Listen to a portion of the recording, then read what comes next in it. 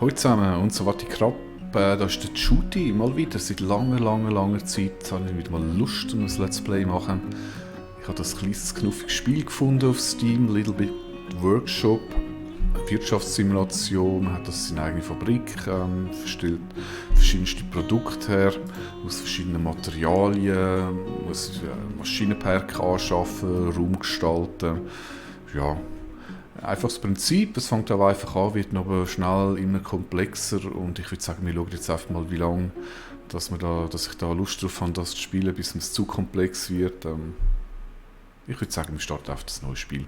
Fabrikname Shooty GmbH. Tutorial habe ich schon mal ein bisschen angezockt, das würde ich in dem Fall jetzt gerade abschalten.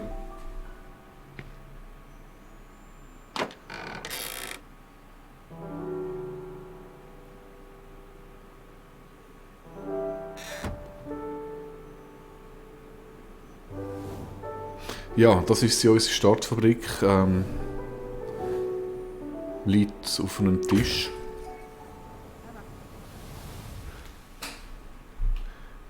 Liegt auf einem grossen Tisch mit dem Telefon und verschiedenem Zubehör. Das Gebiet, das kann man dann mit der Zeit erweitern. Im Moment steht nur das zur Verfügung, was wir hier haben. Ich werde jetzt als erstes das Tutorial überspringen und ausschalten. Dann schaue ich noch schnell in die Optionen. Das ist gut, Gameplay. Das habe ich ausgeschaltet bzw. aktiviert. Das ist der ernste Geschäftsmodus. Da gibt es nicht. Ja, es kommen auch mal ganz seltsame Ereignisse wie Seestern, Schimmel, Ratten, die man mit Kanonen muss bombardieren muss oder irgendwelche Kirnschnecken bei den Angestellten. Ja, ist das erste Mal lustig, wenn man das macht.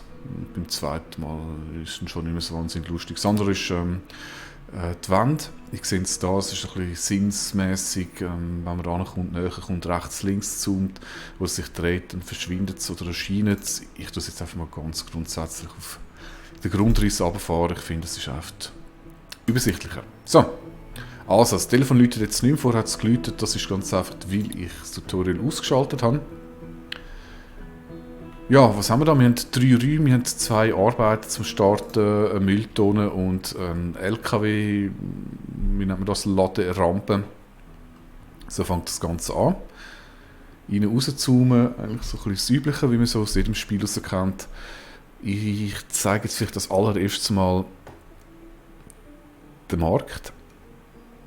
Es gibt eine Aufgaben. Aufgaben kommen wir von anderen NPCs über. Da haben wir jetzt gerade so eine Startaufgabe zum Holzzwerg schnitzen. Mit dem fangen wir jetzt auch gerade an. Dann hat man einen Markt mit Basic-Mittel und fortgeschrittenen Produkten. Im Moment noch Basic. Da muss man dann am Anfang ein bisschen schauen, was macht Sinn, um seine Fabrik ein bisschen zu spezialisieren, um die ersten Aufträge zu machen. Die wird man dann auch einige Mal wiederholen, um ein bisschen Kohle zu verdienen. Jetzt, lange Rede, kurzer Sinn. Ich fange jetzt mal ganz unüblich an, indem ich einen Pausenraum erstelle mit, nein, ich brauche gar noch nicht 2. Wichtig, die Angestellten, die haben das Bedürfnis, sich auszuruhen. Wenn da kein Pausenraum zur Verfügung steht, dann gibt das schnell mal Ärger. In Form von, dass sie einfach auf dem Boden liegen bleiben. Ja, also, ich erkläre es mal ganz kurz. Vom Prinzip her, man sieht da, das ist ein Vendotron oder ein Kaffeeautomat. Unten sehen wir bei dem Symbol, der hat jetzt 4 Kaffeekannen, 3 Tassen, der hat 4 Tassen, das ist einfach Kapazität, das heisst, ich kann 4 Tassen bereitstellen oder Snacks. Die Kaffeekanne bedeutet, wie schnell wird das Ganze wieder aufgeladen. Und da ist es eigentlich wichtig, dass man möglichst schnelle Aufladerate haben. Man kann 50'000 von diesen Kaffeemaschinen reinstellen, die entsprechend viele Tassen anbieten. Wenn die Aufladerate geringer ist wie die Verbrauchrate, wird das halt relativ schnell wieder leer werden, egal wie viel Kapazität man hat. Entsprechend hat man nachher unten noch Möbel, die man reinstellen kann. Und das sind alles Kaffeekannen, sprich Refresh Rate oder Wiederladerate. Ich habe ein Videospiel da, das hat nochmal 6 Kannen. Dann stelle ich noch einen Tisch rein, den ich hin tun. Das hat auch nochmal eine 6er Rate. Jetzt muss ich schnell schauen, wie wir den... Das stelle ich so ein. Naja, machen wir doch den gerade. Gerade da. Jetzt sieht man im oberen Bereich, ja, fährt geht leider weg, wenn ich mit dem Maus fahre, sind links, wie viel Kaffee das pro Tag ausgeschenkt werden. Das ist die Wiederladerate, das wäre 16 Stück Kapazität, und ich habe, sind 4 Kaffees. Und das dritte Symbol, das ist neu hinzugekommen mit dem Update, keine Ahnung, für was das steht. Wenn es jemand weiss, ja, dann könnt mir doch das einfach mitteilen. Ich denke, ich stelle jetzt sogar noch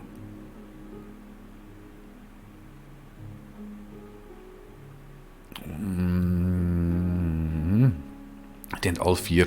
Ich mache jetzt gleich noch einen zweiten Vendor-Tron, dann habe ich noch ein bisschen Reserve, und auch der hat ja eine gewisse Wiederladeraten. So, also wir sind bei 18 Kaffee, ich würde sagen, es ist okay.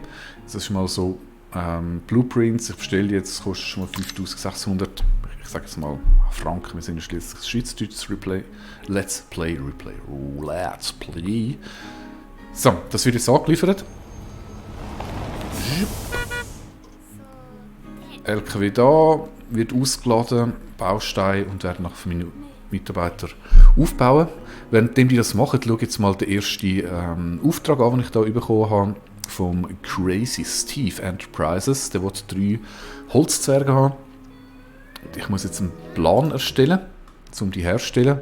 Da habe ich das ist jetzt natürlich ganz ein simpler Plan, das wird wirklich extrem komplex werden mit x-tausend verschiedenen Schritten. Ich habe hier eine Anlieferung, und zwar brauche ich einen Holzklotz, der kostet mich 6 Franken. Wir sehen da, was man alles machen muss, damit es bereit ist zum Produzieren. Da ist dann so ein bisschen die wirtschaftliche Übersicht. Die Löhne sind jetzt da noch nicht berücksichtigt, weil es glaube ich noch ein Tutorial-Auftrag ist. So, Material 18, das kommt zustande. Ich muss 3 mal von diesen Holzklötzen einkaufen. 3 mal 6 macht 18, so in der Schule gelernt. Dann brauche ich irgendeine Werkbank. Ich glaube, das ist Ausschneiden. Also es ist Holz ausschneiden. Holzklotz ausschneiden, gibt ein Holzzwerg, super simpel. Also kaufe ich jetzt auch gerade meinen ersten Werkbank. Da gibt es verschiedene, das ist jetzt zum Beispiel eine Montagestation. Man sieht unten bei der Statistik, in was sie gut ist, das ist jetzt 100% effizient zusammensetzen. Die Schreistation ist sicher die flexibelste, allerdings all die 6 Arbeitsschritte, die ich machen kann, haben nur eine 25%ige Effizienz. Wir haben da aber Ausschneiden dabei. Ich glaube, es ist Ausschneiden. Ja, das gleiche gibt es für die Metallstation. Spritzgießmaschine, das ist für Plastik. Blau ist Plastik, blau ist Metall, rot Plastik und gelb Holz. Das sind die 3 Materialien. Da gibt es noch eine Nähstation, Schmiede zum Metall schmelzen und Strichstation. Das sind verschiedene Lagermöglichkeiten. Ich denke, ich werde das tatsächlich gerade mal bauen. Ich brauche ein Lager, wo zu meinem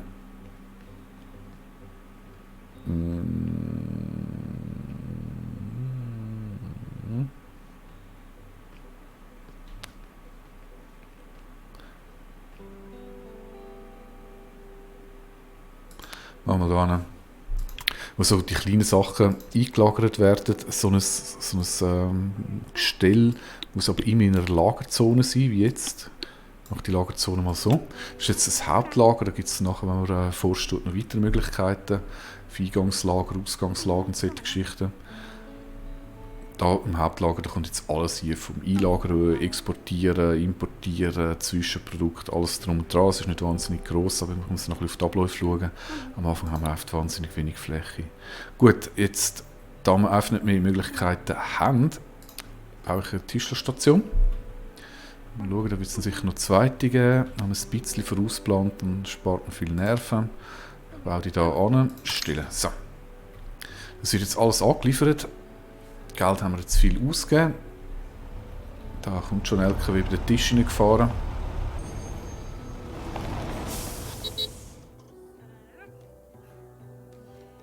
So, fertig gekaffelt. Könnt das Zeug ausladen.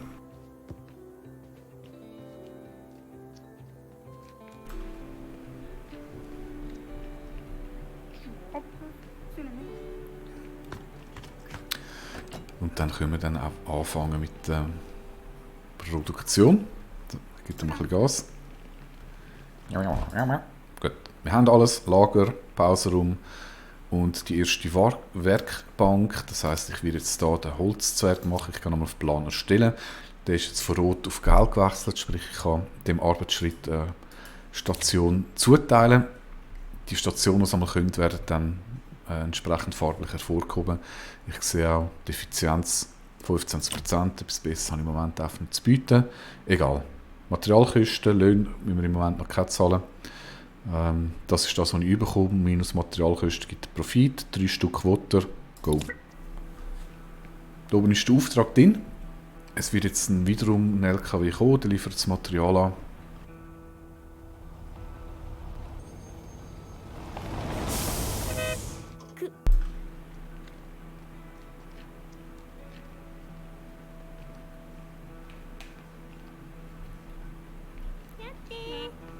Das ist etwas, was ich schmerzlich lernen musste. Wenn ich keine solche Stelle in die Lagerbereiche hier tue, dann wird das extrem schnell vollgemüllt. Bei kleineren Sachen, wie jetzt auch die Holzklötze, werden die wunderschön in die Regale eingeräumt. Das hat 3 Ebenen, wo man Material drinstellen kann. Das ist extrem platzsparend. Bei den grösseren Sachen hat es natürlich nachher keinen Platz, ist klar. Das wird dann trotzdem aussen dran gelagert, da haben wir nicht wahnsinnig viel Platz. Aber egal. So. Was ist jetzt passiert? Während ich dumm umlagert war, sind die Holzblöcke gelagert worden. Der hat sich jetzt einen Holzblock geschnappt. Die Werkbank ist der Zwerg am Bearbeiten, sieht man da.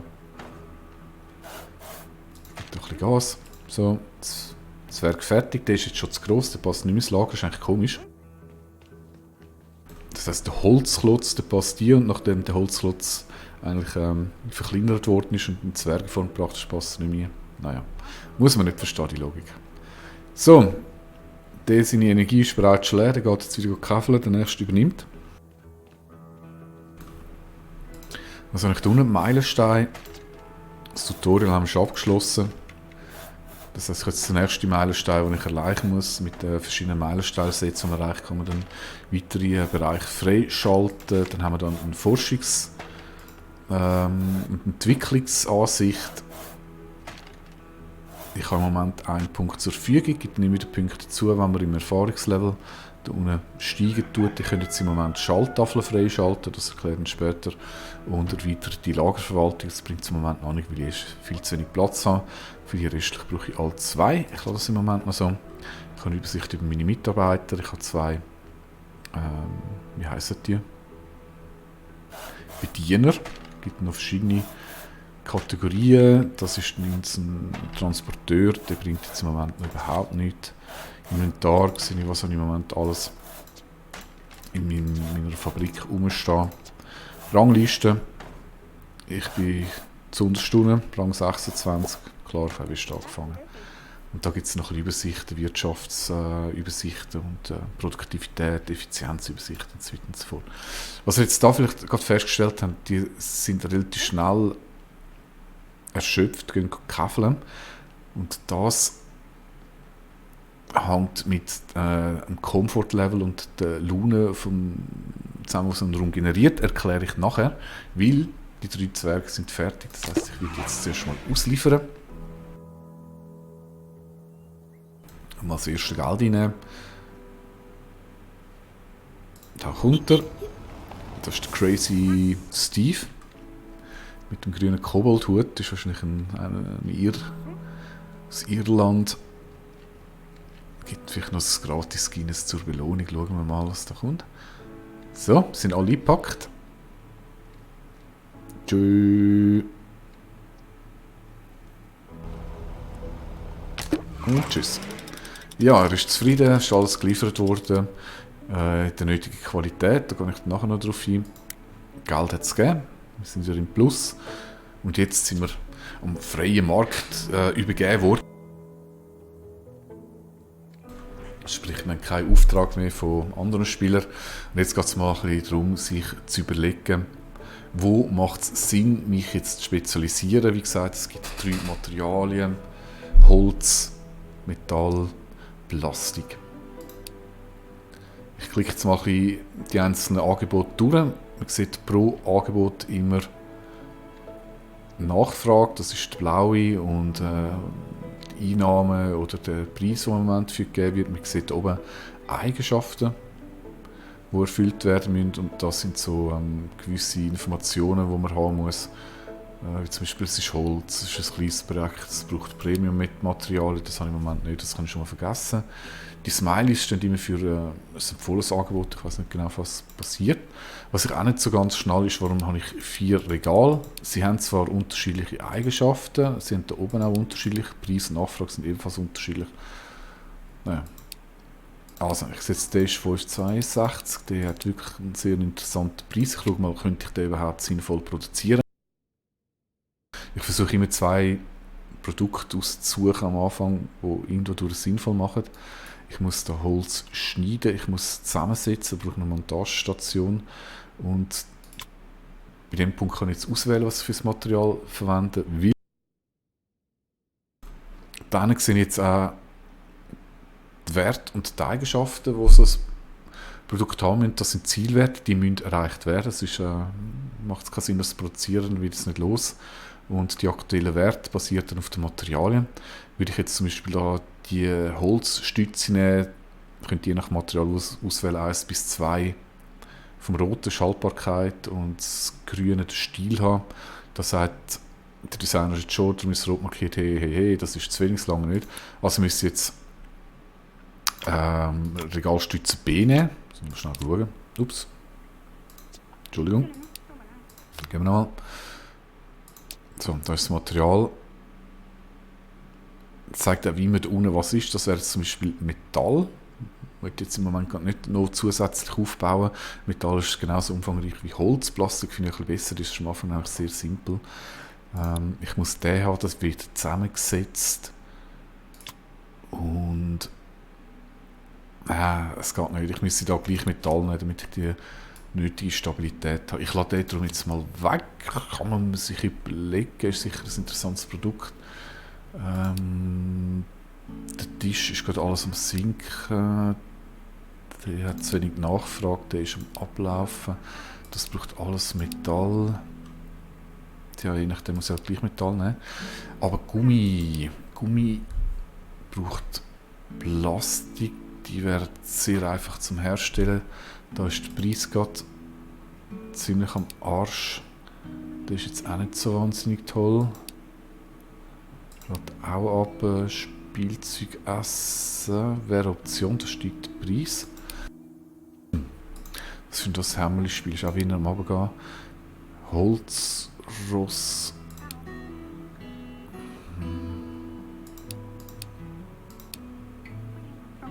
Videospiel, ich habe da einen ziemlichen. Oh, der ist cool. Allzweckwaffe der Orks. Kann Monstern schaden, das ist eigentlich immer gut, oder? Schauen wir mal, was das braucht. Das ist sicher Holzproduktion.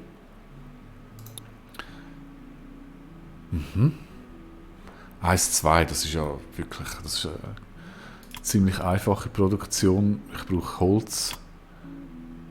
Was ist das? Keine Ahnung, Nägel.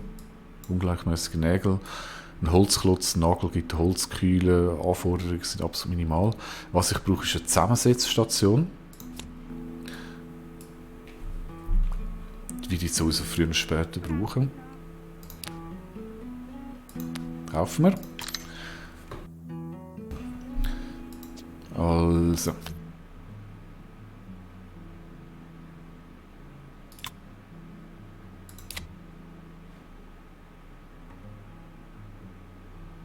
Das Runde, ich weiß auch nicht, was das Aussagen oder Kreissagen ist. Kann ich bei der Werkbank machen. Okay, dann machen wir den und ein Plastik. Da habe ich einen Profit von 134 pro Kühle.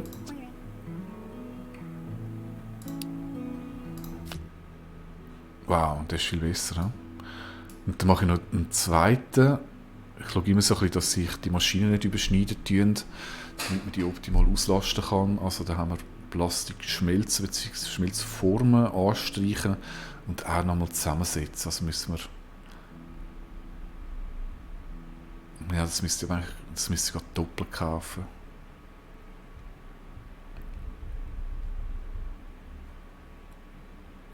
Doppelt und einen zweiten... Ja, das ist vom Geld her nicht so toll. Eine zweite Montagestation. Aber sonst ist plastikmäßig einfach nichts zu haben. 108, der wäre halt einfach... Soll ich so einen Gummiente machen zum Starten? Ja, ich denke, ich überlege mir das noch bis zum nächsten Mal und freue mich natürlich, wenn ihr wieder zuschaut. Bis dann. Sag ich einfach mal Tschüss.